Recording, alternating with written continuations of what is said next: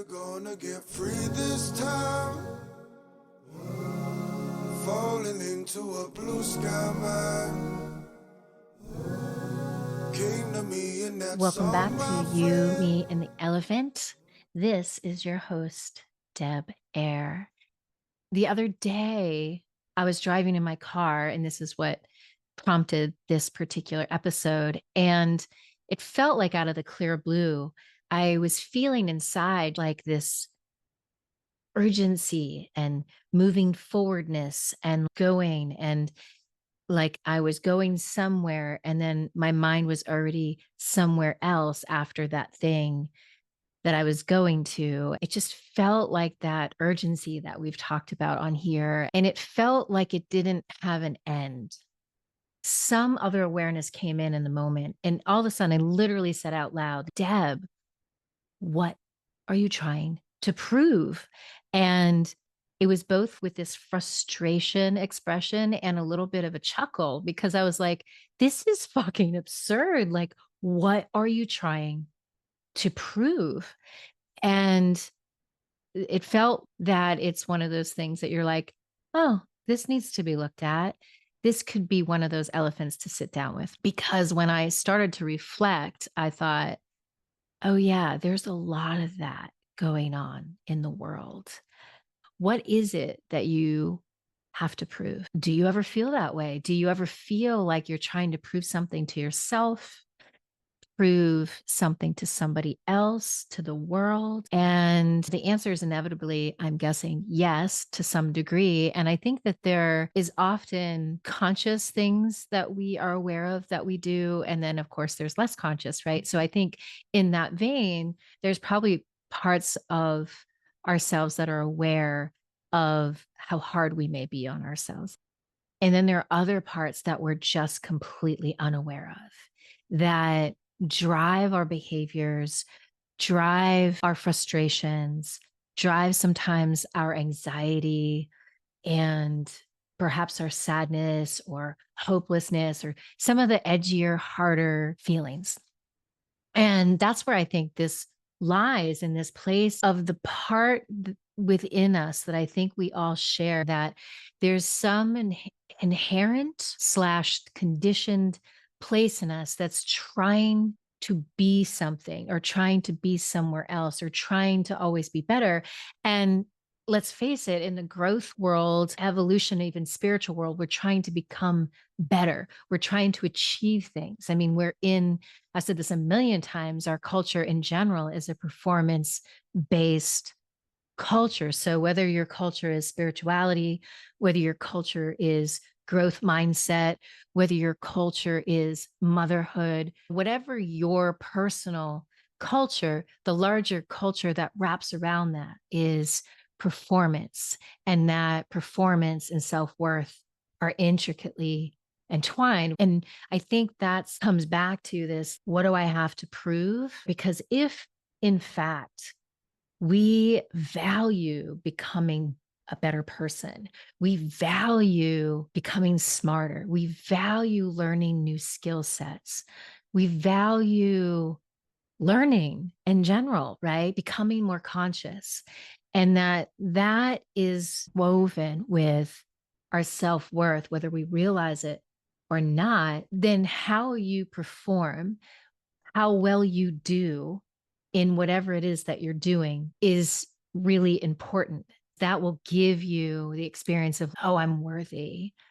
I feel good about myself. I'm wondering, were we born with that? Were we born with this feeling of, I'm not inherently worthy? I'm not enough. Like I have to prove who I am. Or is this something that we learned along the way? Or is a little bit of both of those things? I don't know. But what it made me start to look at are what are the things in culture that promote this kind of feeling of urgency, of feeling like I've got to prove this, even when we don't think that's what we're trying to do. And I think that's what happened to me, that somehow I was deciphering like what I was feeling, that really in actuality, I was trying to prove myself that I'm worthy of breathing. I'm not sure. And here's the paradox, which there's always going to be a paradox with living, that there's some aspect that is probably never quite satiated, never quite satisfied with ourselves.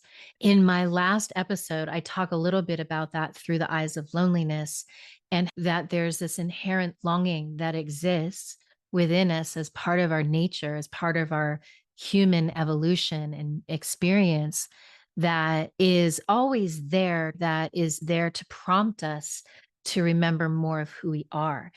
Even though we are a full imprint of who we are when we're born, we are remembering that as we go through our life. We're remembering this wholeness. So, this episode isn't about how do you finally get satisfied completely with who you are, because I think that one way I actually do want to support that, and that we can have pockets of feeling like full fucking love and acceptance and reverence for who we are and for who others are, for that matter.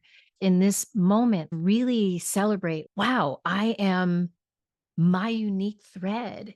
I am this cosmic imprint that is part of the whole, and yet I am unique. I saw a play not too long ago, and it was about Adam and Eve. And it reminds me of the Christian Adam and Eve story, that we are the original sin.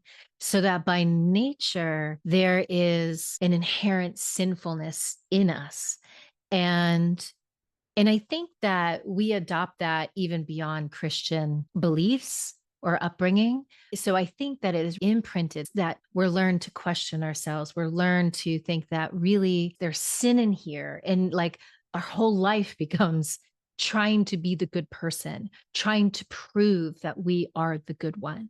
And I think the detriment that can come with that is that when we have to be good or bad, when we think that we can't really trust our good because we are the original sin, that we are tainted in some way, then it can become the unconscious quest to be something other than that. So when we start to feel things that are deemed as sinful, as I'm angry, I'm frustrated, I'm rageful, I'm pissed off, I'm scared, I'm lonely. When we start feeling these things, we are, I think, less trustful of that. We're less trustful of those things because we're trying to move away from those. We're trying to be good. We're going to confession every day as we're trying to prove ourselves, to be good enough, to be good. Messiness can occur when we're trying to be the good person, because what we're taught good is quite limited. And I think that also when we're talking about rage or anger, I was just listening to Kasha Urbaniak, and she wrote a book called Unbound, which I've mentioned her on here before. She talks about power dynamics, and she's got some really fantastic perspectives, from my opinion. But she was talking about rage, and she helps women and men get connected to their rage. And she talks about how when she's working with women and they're in an exercise to connect to their rage, they have a really hard time. And she pushes them on that to be able to sink into the heart and the embodiment and the energy of rage, as to alchemize it. And alchemize meaning transforming it into something that's digestible and something that's actually usable, that this is also God's creation. She talks about how perverse in ways that rage is projected out into our culture. We can watch a movie where we might see 1,000+ heads being decapitated in a Vikings movie, and we see it and we're weirdly attracted to it. I'm actually someone who likes Viking movies, and it confuses me because I'm like, why do I like this? And I think that it goes in part to what I'm saying. And as she was speaking about, in ways that the culture shows this perversely, like the example I gave of the movie. Yet if you're in a meeting and you get a little heated, I think especially if you're a woman, it's like, watch that tone, or why are you being so defensive? It gets shut down pretty quickly. We don't have a handle and understanding about rage. And then we also are like this war machine of the world, where there's so much violence and war happening that we are devastated over. But when it comes to our own rage and anger, which is part of our experience of this human journey, we are less realized. We don't have strategies for it. And I think this all ties into having to prove ourselves worthy, in that the very thing that if we do believe this original sin, or that when we have awful thoughts, we judge them because we go, there might be that secret place, whether it's conscious or unconscious, and being like, oh my God, I'm a bad person. And so that will even up our desire to be a good person, be good enough at, be smart enough, be pretty enough, be kind enough. Let's take beauty. We have such a homogenized version of what beauty is supposed to look like for men and women. And I think even more potent for women. And we're trying to fit into this unrealistic expectation of what beauty should look like. It should be a flat stomach. It should be no wrinkles. It should be fat lips, rock hard abs. It should.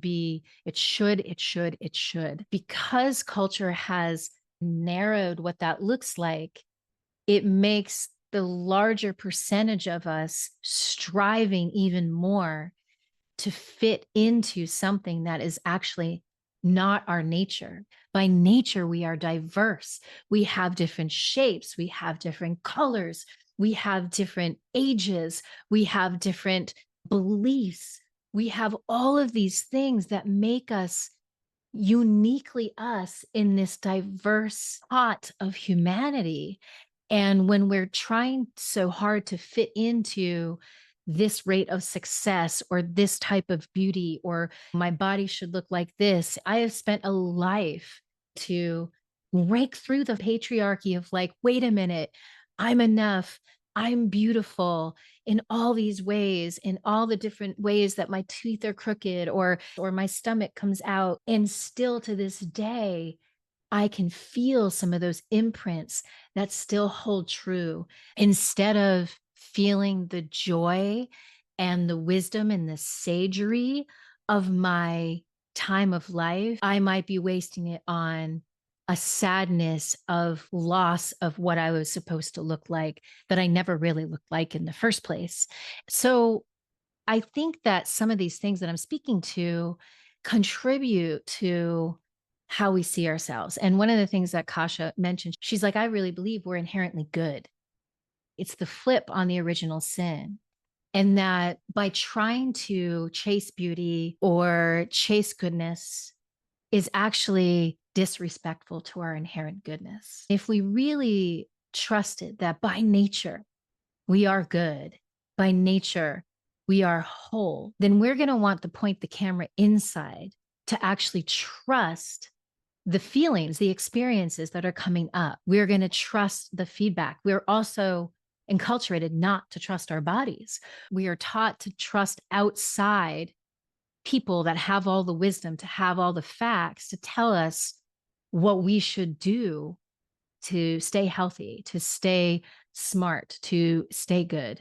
And yet we know there's many people that have lots of great facts in their brain, and they don't always make the greatest decisions. I think that we're on this loop of trusting so much outside source and forgetting that the oak tree that we are is all within the acorn. And that when we can flip the original sin on its head and consider that we are inherently good, that it's not about good or bad, that when we feel something, if we didn't have to label it as good or bad and we could follow it, that at that following, at that embodiment, through that alchemization, we will find more answers about ourselves, and we will begin to feel more of a wholeness and ease of who we are, which could titrate down that need to prove.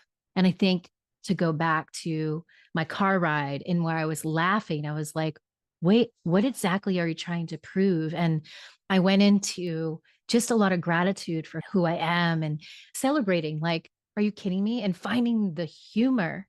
I was just talking to a friend this morning about how sometimes we can be sitting still and we're moving so fast and so furious in our minds.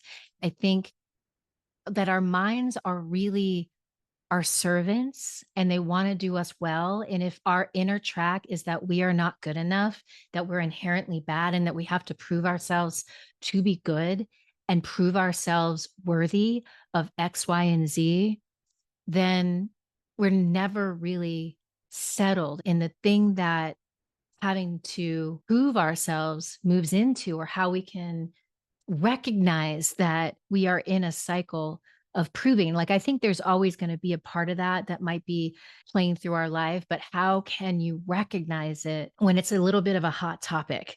One certainly would be questioning yourself all the time, feeling inadequate, feeling like you can never get it right. That's definitely one of my life defaults. It's like I fucked it up. I can't do it right. So when that is up or that's more prevalent, it's exhausting. So if you're feeling burnout, that's also a sign of that you're in a loop of trying to prove something, and you need to take a step back because it's exhausting to try so hard and to go back to you can be sitting still and trying so hard in your mind. Mental exhaustion is a real thing.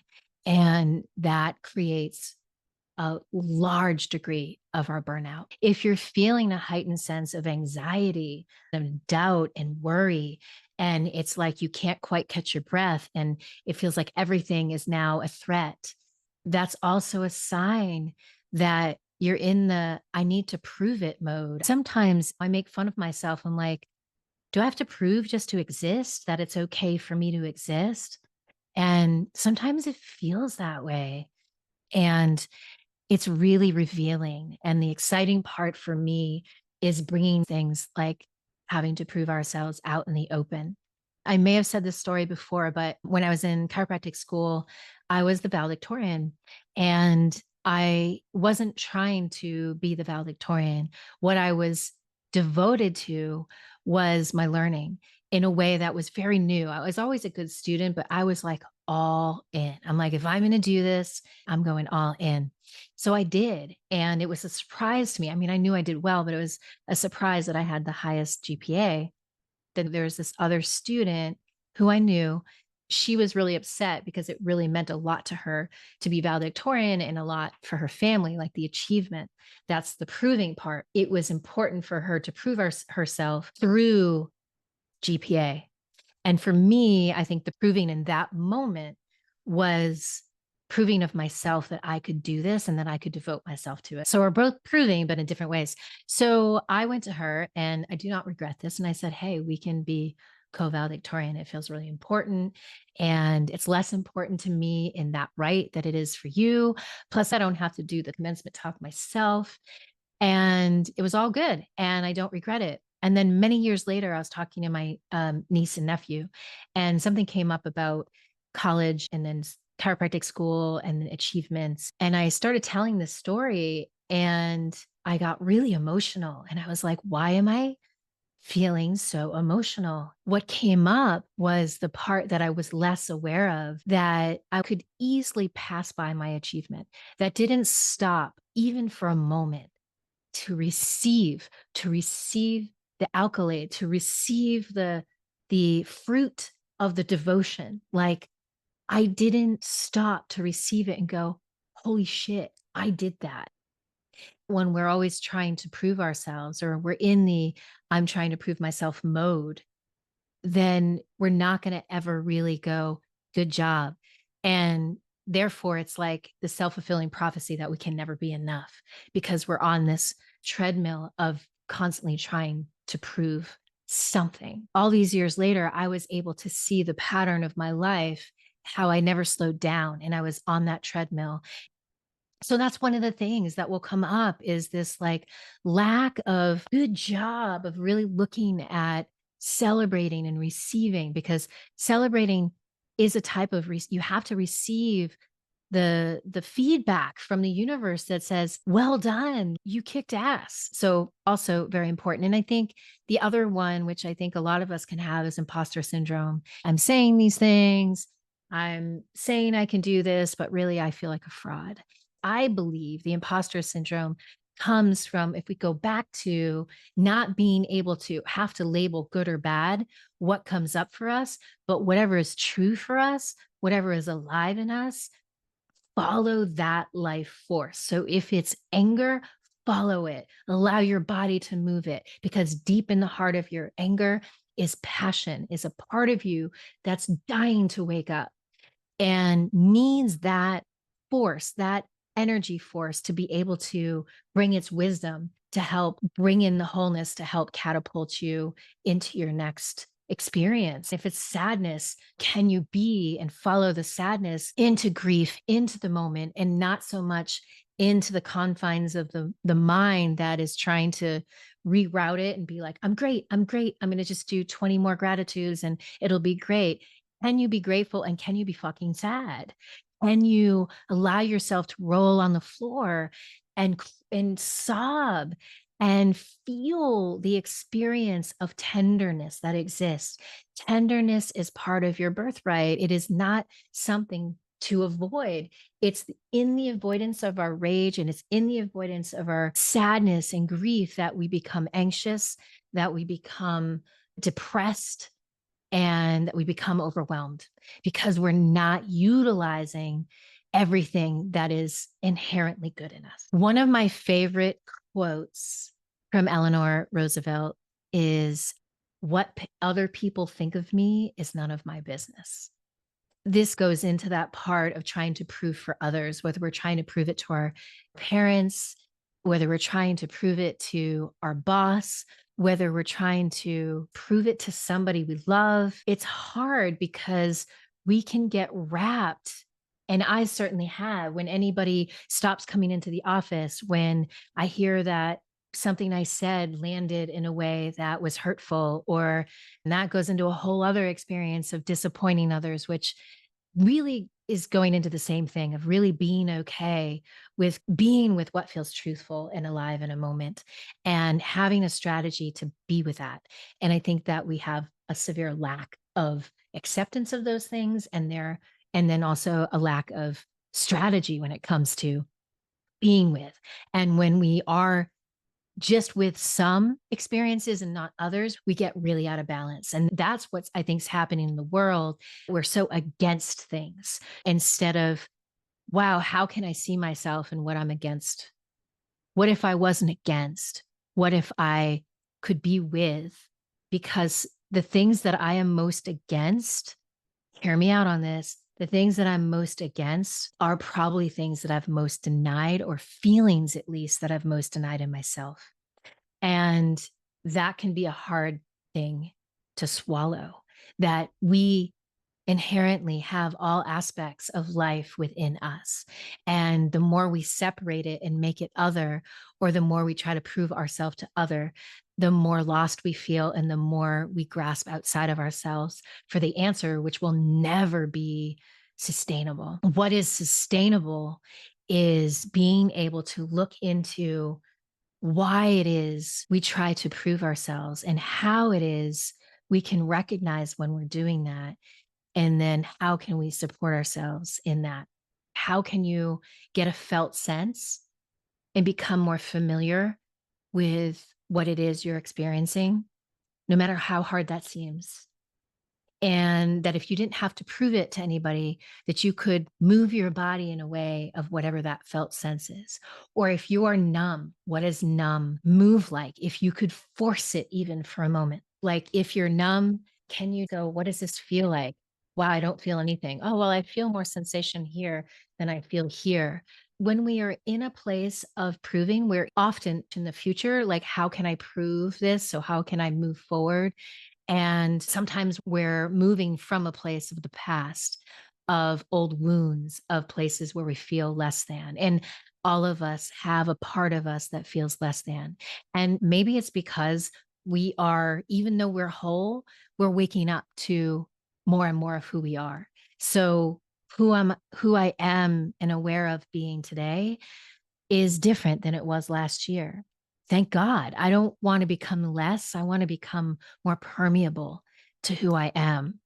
And so getting that felt sense, moving your body in a way or touching your body in the way, using the universal language from touch, breath, sound, movement, focus, the more you can stack these universal body language, let's say touch, breath, focus, movement, the more you're going to bring yourself into the present moment, which gives you a greater access to what is true and alive for you right now.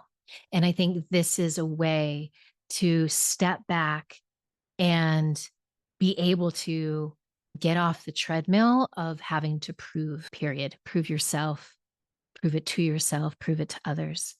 And I think another thing that I mentioned earlier is celebrating. And I did a whole episode on celebration because you need to celebrate every day.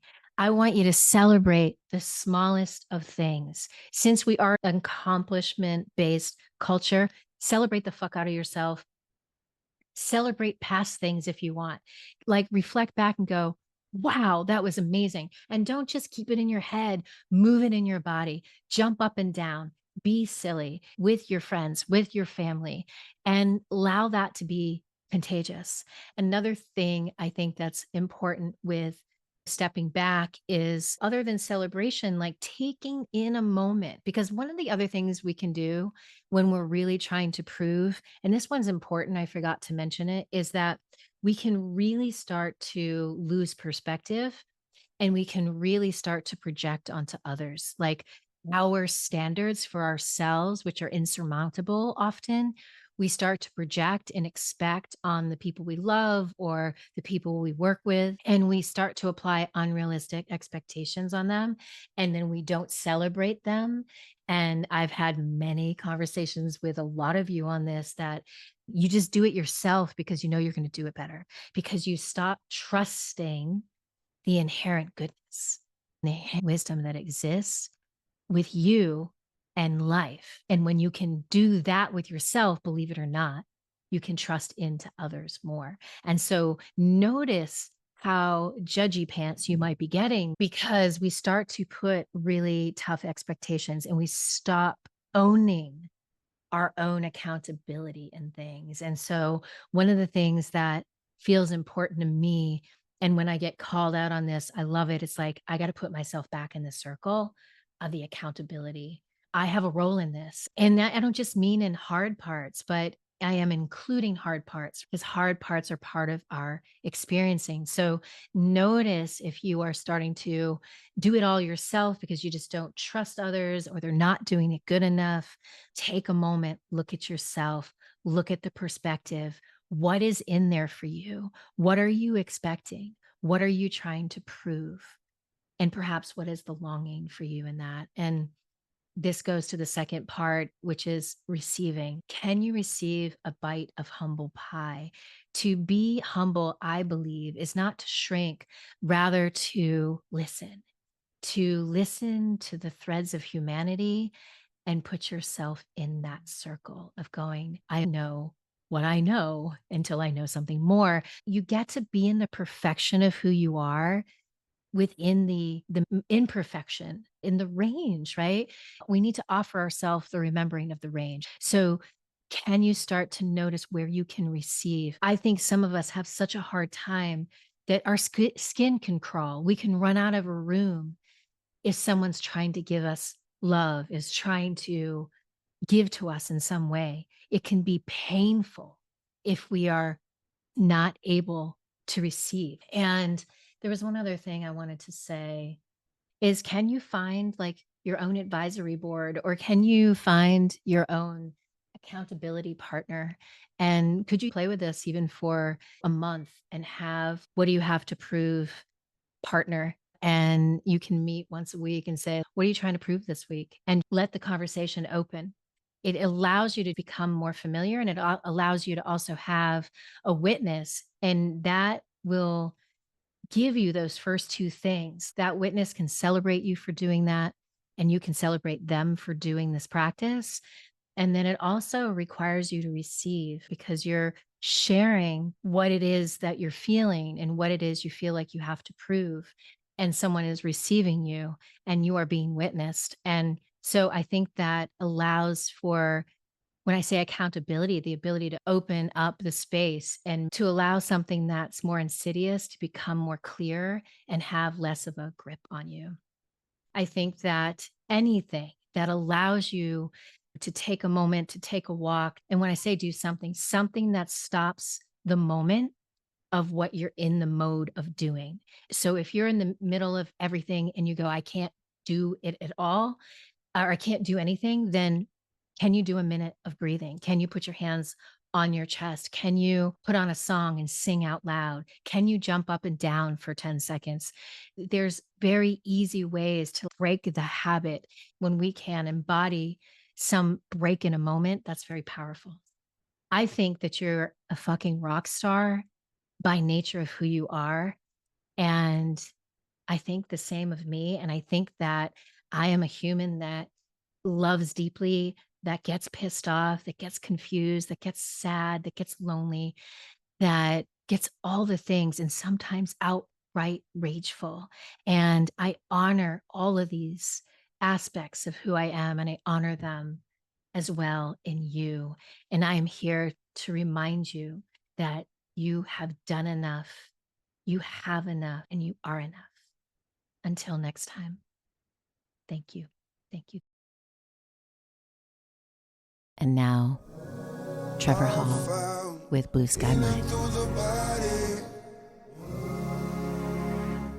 it's in and through the body.